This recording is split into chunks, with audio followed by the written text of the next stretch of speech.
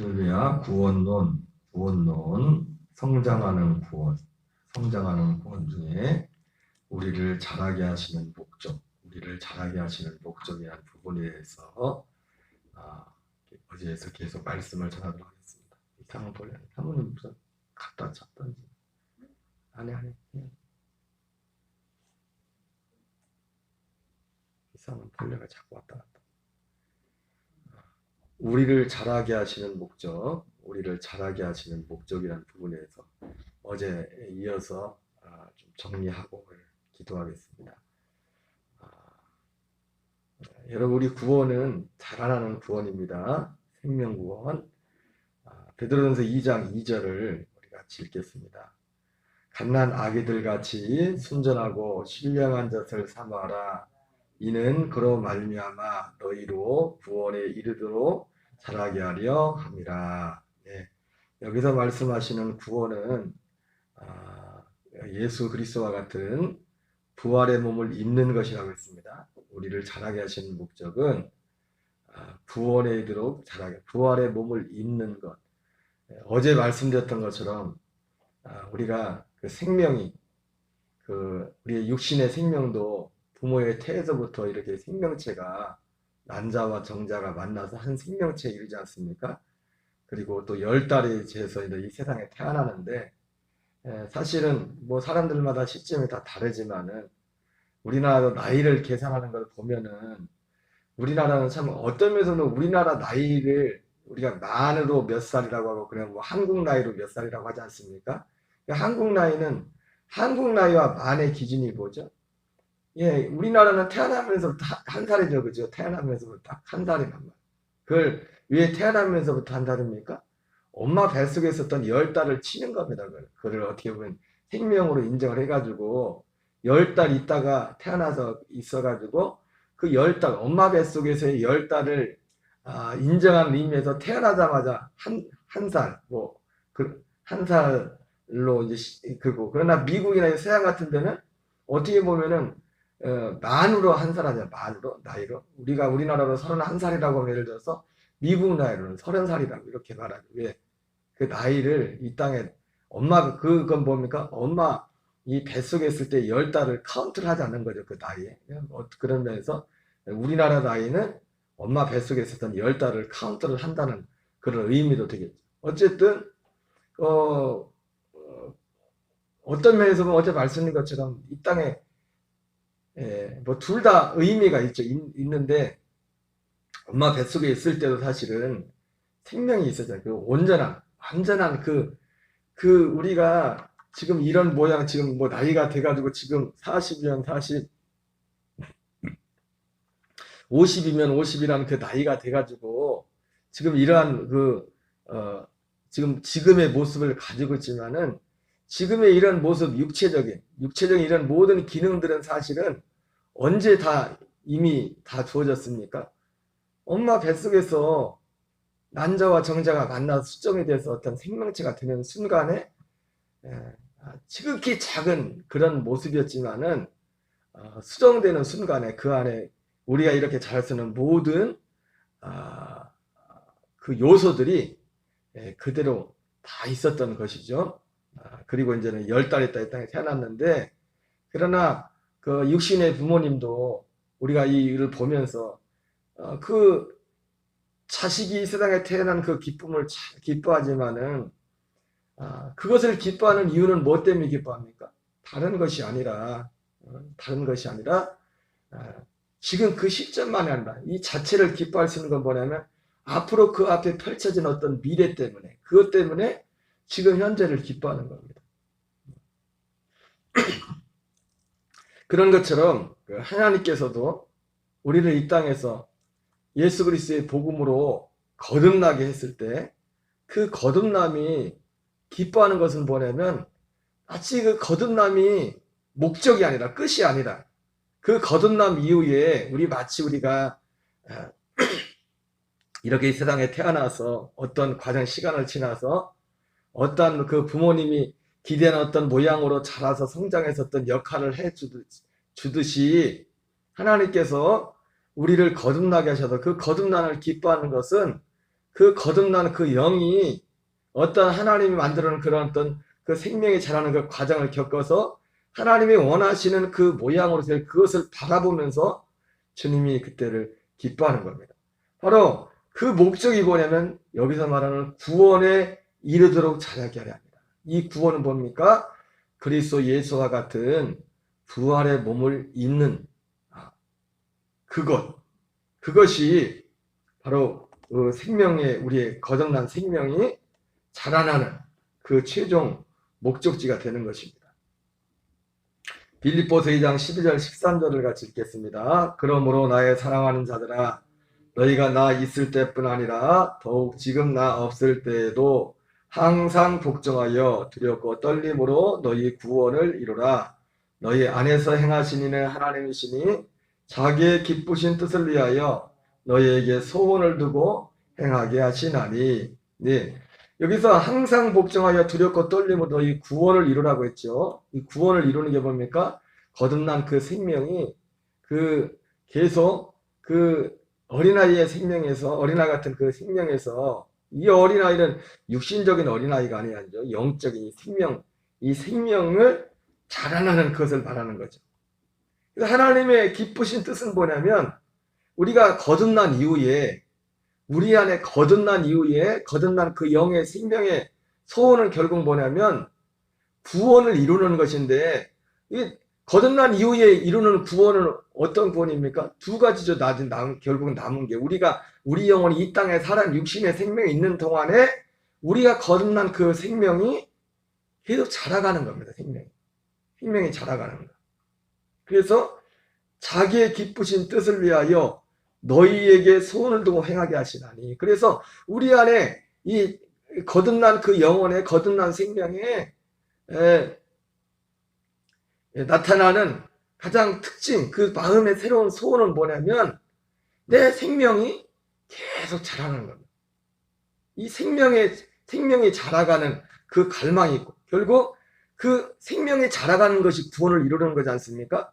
그리고 생명이 자라는 것이 구원을 이루는 것뿐 아니라 그리고 그 마지막 그 생명, 구원은 마지막 뭡니까? 그 생명을 이루어가서 우리가 마지막 예수님이 우리가 이 육체를 벗을 때 이 육체가 아닌 썩어질 육체가 아닌 예수 그리스도와 같은 그 부활의 몸을 입는 그 구원을 이루는 그것이 우리에게 새로운 소원이 이것이 하나님의 기쁘신 뜻, 자기의 기쁘신 뜻을 위하여 너희에게 소원을 두고 행하게 하시나니. 여러분, 하나님께서는 결국은 우리가 이 땅에 살아가면서 수많은 어떤 하나님의 일들 위해 눈에 보이는 어떤 일들을 뭐 건물을 세운다, 뭘 한다, 막 다 하겠지만은 결국 그런 것들은 사실은 그런 것들은 결국은 다 사라져 없어지는 겁니다. 결국 그 모든 것들은 무엇을 위해서 있냐면 이 하나의 목적을 위해서 때로는 건물도 필요한 것이고 때로는 재정도 필요한 것이고 이러저러한 세상의 것들이 필요한 것 뿐입니다. 그래서 하나님이 우리에게서 행하시는 그 소원은 어떤 세상적인 인간적인 그런 물론 그건 개인적인 소원이겠죠. 하나님도 그 소원을 들어줍니다. 그러나 여기서 말하는 소원은 그런 소원이 아니에요. 그런 소원은 이 약속 밖에도 그런 소원은 다 있어요. 세상의 사람들이. 하나님이 우리를 부르신 목적은 그런 소원을 이루어 주려고 하나님이 우리를 부른 게 아니에요. 바로 그리스도와 같은 부활의 첫 열매가 되신 그 부활의 몸을 입는 그날까지 복음의 진리로 거듭나서 그 생명 안에서 자라도록 하기 위해서 하나님이 우리를 불러주신 것입니다. 빌립보 3장 10절 12절에서 사도 바울도 이것을 분명히 하고 있죠. 같이 읽겠습니다. 내가 그리스도와 그 부활의 권능과 그 고난의 참여함을 알고자 하여 그의 죽으심을 본받아 어떻게 해서든지 죽은 자 가운데서 부활에 이르려 하노니 내가 이미 얻었다 함도 아니요 온전히 이루었다 함도 아니라 오직 내가 그리스도 예수께 잡힌 바 된 그것을 잡으려고 달려가노라. 어제도 살펴봤지만 사도 바울은 오직 그 믿음의 표대가 뭐였습니까? 부활에 이르는 겁니다. 예수님 같은 그 부활에 이르는 겁니다. 그것을 잡으려고 바울은 달려갔던 거죠. 하나님께서 우리의 이 생명을 거듭나게 하고, 물론 늘 말씀드리지만 아직 이 생명과 무관한 사람들도 많습니다. 여러분, 그리스도의 생명 없이도 얼마든지 교회를 왔다 갔다 할 수 있어요. 전 종교적인 생활들. 고린도서 11장 2절입니다. 같이 읽겠습니다. 내가 하나님의 열심으로 너희를 위하여 열심을 내 너희를 정결한 처녀로 한 남편인 그리스도께 드리려고 중매함이로라. 갈라디아 4장 19절입니다. 나의 자녀들아, 너희 속에 그리스도의 형상을 이루기까지 다시 너희를 위하여 해산하는 수고를 하노니. 사도 바울이 그 복음을 가지고 갈라디아 교인도 그러고 그들을 거듭나게 해서 거듭나는 끝난 것으로 그냥 끝난 게 아니에요. 사도 바울도 뭐 했냐면은 그 거듭난 영혼이 자라도록 그 일을 했단 말이에요. 그 거듭난 영혼이 자라게 한 사도 바울 입장에서 목회자로서 먼저는 그 복음을 전해서 그 복음을 받은 사람들이 복음으로 말미암아 거듭나게 하는 일을 했고, 그 거듭난 그 영혼들이 그 생명이 자라도록 하는 그 일을 한 겁니다. 그 수고를. 그래서 그 생명을 자라도록 하는 그 일이 사도 바울에게서는 마치 뭐와 같았냐면은 내가 너희를 정결한 처녀로 한 남편인 그리스도께로 드리려고 중매하는 그런 같은 것으로 비유하고 있습니다. 저는 이것을 단지 1차적으로만 전에 얼핏 생각했었어요. 왜냐면 이 고린도 후서도 그렇고 갈라디아서도 그렇고 이들이 복음 자체, 이 거듭나는 복음, 이 생명을 자라는 이 복음 자체를 아닌 다른 복음을 막 전하고 다른 복음을 듣고 그랬잖아요. 거기에 대해서 사도 바울이 굉장히 강력하게 그거에 대해서 문제를 제기하지 않았습니까? 그래서 그런 면에서 내가 하나님의 열심으로 너희를 위하여 열심을 내노니 내가 너희를 정결한 처녀로 한 남편인 그리스도께 드리려고 중매함이로다. 이 말을 할 때는 사실은 기본적으로 사도 바울이 이 말을 할 때는 이러한 그 배경들이 깔려 있었어요. 사실은. 왜냐하면 이 생명의 복음, 이 거듭남의 복음, 이 갈라디아서 말했고 사도 바울이 했던 그 복음과 다른 복음을 전하는 그 면에 있어서 사도 바울이 그리스도의 복음을 전해서 정말 이 복음을 통해서 우리를 거듭나게 하는, 우리를 거듭나게 하는 복음은 오직 이 복음만이, 이 복음을 믿음으로 이 복음이 우리에게 믿어지고 그 성령의 역사로 하면 이 복음이 우리에게 실제가 되는 것이 거듭남이라고 가르쳤는데, 그래서 그러한 면에 있어서 고린도서 11장 2절에 말씀을 했지만 1차적 그 배경에는, 그러나 사도 바울이 그 말을 할 때는 단지 그래 이 복음을 실제로 그 사람들이 받아가지고 거듭났다고 칩시다. 그래서 그것으로 끝이 아니라 이제 시작이라는 겁니다. 사도 바울이 했던 것은 그것이 끝이 아니라 그 복음 자체를 듣지 않고 그 복음 자체를 받아들이지 않는 것도 문제가 되었지만은 그 복음을 받아들였을지라도 그게 끝난 게 아니라는 거예요. 그 복음으로 거듭났다 치더라도 그것이 끝나는 것이 아니라는 거예요. 왜? 이제 시작이라는 거죠. 이제 시작. 근데 문제는 뭡니까? 오늘 이 시대는 이 복음의 기준으로 볼 때 시작도 안 하는 사람들이 너무 많아요. 시작도 안 하는 사람들이. 왜? 이 복음 자체를 듣지 않아요. 이 복음에도 무관심합니다. 시작도 안 하는, 이 복음의 기준으로 볼 때 시작도 안 하는 분들이 많단 말입니다. 그러나 사도 바울이 고린도서 11장 2절의 이 말씀은 1차적으로 아까 말씀드렸던 것처럼 그러한 배경이 있지만, 그러나 한 걸음 더 나가서 이 말씀 그대로 내가 너희를 정결한 처녀로 한 남편인 그리스도께로 드리려고. 이 정결한 처녀가 거듭나자마자 이 정결한 처녀, 우리가 그리스도의 신부라고 하죠, 그죠? 이 그리스도의 신부로서 주님을 만나는 것은 예수님이 재림할 때 그리스도의 신부들이 들림을 받는다잖아요. 신부들이 예수님 재림할 때 구원, 우리가 말하는 구원받은 사람들이 다 들림 받는 게 아니에요. 그 들림 받는 사람들은 계시록에 보면 천년왕국에 들어갈, 천년천국에 들어갈 그 일장의 어떤 제한된 어떤 숫자들만이 들림을 받아요. 나머지들은 어떤 예비처럼 보호처로 거기로 하나님이 인도한다고 되어 있습니다. 그리스도와 더불어 왕으로 살 그 신부의 믿음, 신부의 신앙까지 자라가는. 그냥 이제 거듭났다는 게 끝이 아니라 하나님의 목적, 우리가 자녀를 낳으면 우리 내 아들, 딸이 이렇게 됐으면 좋겠다 하는 그 어떤 마스터 플랜이라고 하면 좀 그렇지만, 그런 것듯이 있듯이 하나님께서 우리 영을 거듭나게 하는 데도 그게 끝이 아니라 그건 시작이고 어떤 마스터 플랜이 있는데, 그것은 성경으로 치면 그리스도의 장성한 믿음의 분량에 이르는 그런, 그걸 뭐 콕 집어 들어갈 수 없지만 뒤에 나오는 그것이 이제 그 믿음이 어떻게 드러납니까? 여러 가지 드러나지만은 특별히 천년 천국에 들어가는 그 사람들의 대표적인 그 특징 중에 하나 보면 그게 뭡니까? 그리스도를 내어 목숨까지도 내어줘. 그 육신의 생명까지도 내주기를 아까워하지 않았다. 그것을 두려워하지 않았다. 그 믿음에까지 자라가는 믿음의 정절을 위해서 생명까지도 이 믿음의 신앙의 하나님을 향한 정절을 지키기 위해서 하나님께 대한 신앙과 계시록에 보면 예수 그리스도에 대한 그 믿음의 신앙의 정절을 지키기 위해서 이 사람들은 때로는 어떻게 했습니까?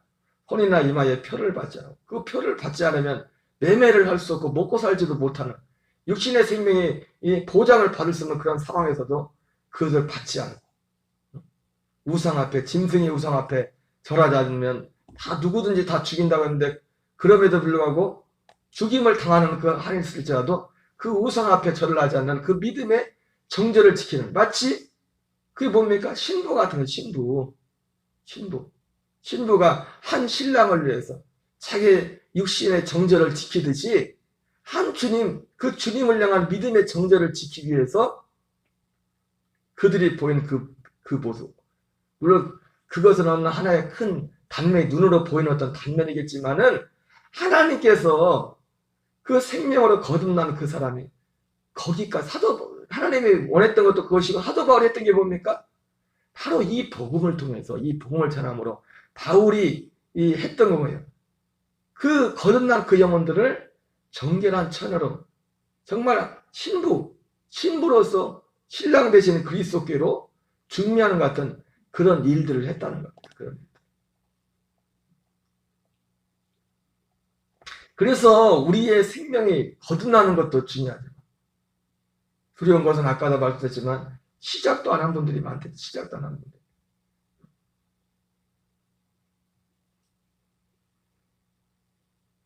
갈라디아 4장 19절에 읽은 것처럼 바로 정결한 처녀라고 되어 있고요. 그리스도의 형상을 이루기까지 다시 너희를 내어 해산하는 수고를 하노니.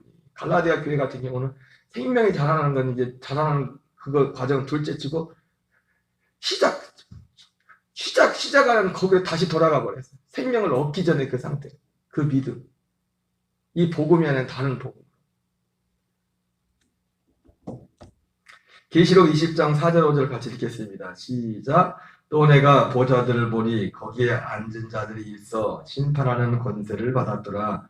또 내가 보니 예수를 증언함과 하나님의 말씀 때문에 목배임을 당한 자들의 영혼들과 또 짐승과 그의 우상에게 경배하지 아니하고 그들의 이마와 손에 그의 표를 받지 않은 자들이 살아서 그리스도와 더불어 1000년 동안 왕노릇하니 그 나머지 죽은 자들은 그 1000년의 차이까지 살지 못하더라. 그는 첫째 부활이라. 이 하나님이 우리의 생명을 자라게 하는 것은 결국 어디입니까? 이 첫째 부활에 참여하는 자들을 그 수를 일어난 하나님이 마스터 플랜, 우리의 거듭난 영혼들의 마지막 그 신앙의 그 마지막 그림자는 어디까지나 봐도 여기까지 우리가 자라길 원해. 이러한 믿음에까지 자라길 원하는. 방금 말했던 것처럼 이들은 어떤 사람입니까? 예수님을 증언함과 하나님의 말씀 때문에 목배임을 당한 자들의 영혼들, 그리고 짐승과 그의 우상에게 경배하지 아니하고 그들의 이마와 손에 그의 표를 받지 않은 자들이 살아서 그리스도와 더불어 1000년 동안 왕노릇하니. 여러분 1차적으로 예수님이 이방인의 충만한 수는 충만한 그 수는 어떤 숫자냐면 결국은 이 천년천국에 들어갈 만한 그러한 그 믿음을 갖는 그 사람들의 그 수를 말하는 겁니다. 그 수가 차야 예수님이 재림을 하는 거예요. 그 수가 차야. 사실은 성경의 계시록에 나오는 그 수를 보면 그 수가 우리가 생각한 것보다 많은 숫자가 아니에요. 그 숫자는 이 천년천국에 들어가는 이 첫째 부활에 참여하는 그리스도와 더불어 왕노하는 사람들의 숫자는 그렇게 많은 숫자가 아니에요. 그러니까 신천지가 그렇게 난리를 치죠. 신천지. 그 거짓 어떤 교리를 섞어가지고 그걸 교묘하게 이용을 해가지고. 왜냐하면 신천지가 말하는 어떤 부분에서도 어떤 부분에 어떤 일부분에 맞는 부분이기 때문에 사람들이 거기 가는 겁니다. 그러나 엉터리죠. 복음도 없고 어떤 것도 없고. 그러나 이런 것들을 종합해 볼 때 그 천년천국에 들어가는 사람들의 수가 많지 않아요. 제한됐어요. 근데 이 기독교 역사 가운데 기독교 역사가 우리가 아는 이 신앙의 역사 보더라도 뭐 예수님 전은 둘째 치고라도 여러분 예수님 전에 있는 이 천년왕국에 들어가는 분들 중에는 예수님 전에 예수님 오시기 전에 믿었던 사람들도 천년왕국에 들어간 사람들 많이 있겠죠. 그죠? 그들은 제외되나요? 아니죠. 아브라함은 반드시 또 천년왕국에 들어가겠지. 천년천국. 천년천국은 어떻게 들어가? 부활에 몸을 입고 들어간 거에서 예수님 같은 몸을 입고 들어가는 천국이 됐어요. 천년천국은 부활에 몸을 입고. 근데 이렇게 많은 시간 지났는데도 사실은 수로 치면 많은 숫자가 아니에요. 천년천국에 들어가는 그리스도와도 첫째 부활에 참여한 사람은 계시록에 보면은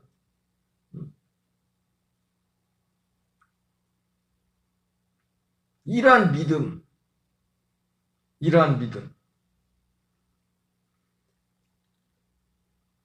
첫째 부활에 참여하도록 하기 위해서 잘하도록 하게 하는 겁니다. 바로 그리스도의 신부로 단장합니다. 이것이 생명이 자라가는 고린도전서 15장 40절 41절을 같이 읽겠습니다. 시작. 하늘에 속한 형체도 있고 땅에 속한 형체도 있으나 하늘에 속한 것에 영광이 따로 있고 땅에 속한 것에 영광이 따로 있으니 해의 영광이 다르고 달의 영광이 다르며 별의 영광도 다른데 별과 별의 영광이 다르도다. 네, 영광이 다 다르다는 거죠. 부활의 영광을 부활의 영광. 그 생명이 자라는 만큼, 그 생명만큼, 그 생명으로 살아난 만큼 그 영광이 다 다르다는 겁니다. 히브리서 11장 35절 읽겠습니다. 시작. 여자들은 자기의 죽은 자들을 부활로 받기도 하며 또 어떤 이들은 더 좋은 부활은 부활인데요. 뭐래요? 더 좋은 부활을. 부활의 모양이 다르다는 거죠. 앞에서 고린도전서 15장에서도 말했던 것처럼 히브리서에서도 더 좋은 부활을 얻고자 하여 심한 고문을 받되 구차에 풀려나기를 원하지 아니하였으며. 여러분 우리의 신앙의 목적지는 분명합니다. 우리 히브리서 11장에 예수님 오시기 전에 믿음의 선배들도 그들의 신앙의 목적이 뭐였어요? 목적지가 더 좋은 부활의 몸을 입는 거였어요. 더 좋은 부활. 더 좋은 부활. 히브리서 11장 36절, 37절, 40절 같이 읽겠습니다. 시작. 또 어떤 이들은 조롱과 채찍질 뿐 아니라 결박과 옥에가 치는 시련도 받았으며 돌로 치는 것과 톱으로 켜는 것과 시험과 칼로 죽임을 당하고 양과 염소의 가죽을 입고 유리하여 궁핍과 환난과 학대를 받았으니 이는 하나님이 우리를 위하여 더 좋은 것을 예비하셨은즉 우리가 아니면 그들로 온전함을 이루지 못하게 하려 하심이라. 더 좋은 것. 바로 더 좋은 것이 뭡니까? 더 좋은 것이 이 히브리서 11장에 이 믿음의 우리 선배들, 이분들은 다 예수님 이 땅에 오시기 전에 있었던 분들이지 않습니까? 예수님 오시기 전에 믿었던 분들이지 않습니까? 그런 면에서 볼 때 더 좋은 것은 이제 예수님 그 약속된 주님이 오셔서 이루실 그 약속에 관한 것이 포함되어 있을 것이고, 더 좋은 것은 앞에서 우리가 봤던 것처럼 히브리서 11장 앞에서 봤던 것처럼 더 좋은 부활, 더 좋은 부활을 얻는 것이 하나님이 예비한 것. 로마서 8장 17절 18절 여기만 읽고 마치겠습니다. 시작. 자녀면 또한 상속자고 하나님의 상속자요 그리스도와 함께한 상속자니 우리가 그와 함께 영광을 받게 하여 고난도 함께 받아야 할 것이니라. 생각한데 현재 고난은 장차 우리에게 나타날 영광과 비교할 수 없도다. 예, 여러분 우리가 이 세상에서 만약에 사실은 요즘은 우리가 너무 어떻게 보면 진짜 편한 세상에 살고 있죠. 진짜 편하게 주님을 섬기고 있죠. 우리가 지금 뭐 예수님 믿는 것 때문에 별로 고난받는 게 없잖아요. 지금은 어떻게 보면 내가 자원해서 고난이라고 하면 고난이라는 표현보다도 어떻게 보면 수고가 받겠죠. 수고.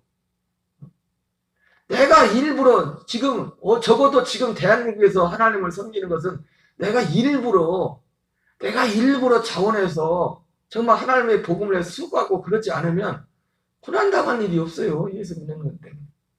내가 진짜 믿는 것 때문에.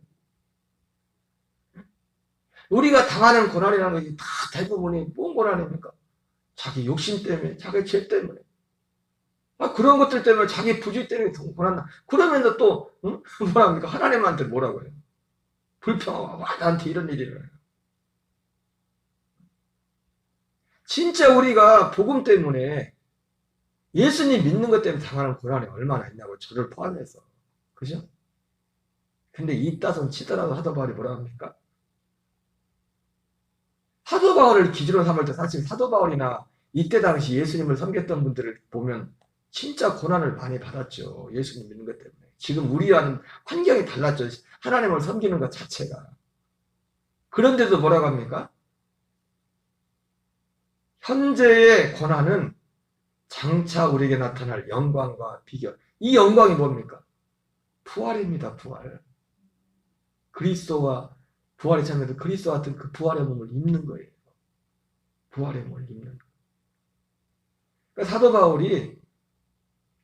사도 바울의 고난은 사실은 다른 것이 아니라 이 부활의 몸을 입도록 그들에게 복음을 전하고 복음을 전해서 거듭나게서 내팽개 드는 게 아니라 그거 시작이란 말이에요. 시작이지.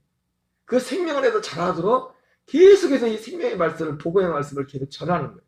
근데 사람들이 사도 바울의 고난 중에 하나는 가장 큰 게 사실은 그거 있죠. 그 복음을 안 받아들이는 겁니다. 그리고 그 복음을 받았던 교인들조차도 다른 얘기를 가지고 또 따라가고 있는 거예요. 사실 사도 바울에게 있어서 사도 바울이 복음을 전할 때 어려움의 문제는 그거였어요. 여러 가지 어려움의 문제가 있었겠지만 생각하건대 현재의 고난은 장차 우리에게 나타날 영광과 비교할 수 없도다. 바로 이러한 목적 때문에 우리의 하나님의 본 우리를 자라도록 하는 이 생명구원을 이루도록 하나님께 하시는 것이고 어제 말씀드린 것처럼 그리고 우리가 자라나야 생명이 자라나야 생명을 낳을 수 있다고. 여자라고 다 아기를 낳는 게 아니잖아요. 너무 오래도 못 낳고 어제도 말씀드렸지만 너무 나이가 많아도 애를 못 낳는다. 육신적으로도. 이 생명을 낳는 그 자리가 우리가 어린아이의 신앙을 벗어버리고 정말 이 복음에 연합하여 이 생명의 복음을 전하는 우리가 다 될 수 있도록 우리가 힘써 기도하고 또 이 복음을 전하는 저와 여러분 되어야 될 줄 믿습니다. 우리 주기도문으로 마치겠습니다. 하늘에 계신 우리 아버지여 이름이 거룩히 여김을 받으시오며 나라의 임하옵시며 뜻이 하늘에서 이루어지며 같이 땅에서 이루어지이다. 오늘날 우리에게 일용할 양식을 주옵시고 우리가 우리에게 죄진 자를 사하여 주는 것 같이 우리의 죄를 사하여 주옵시고 우리를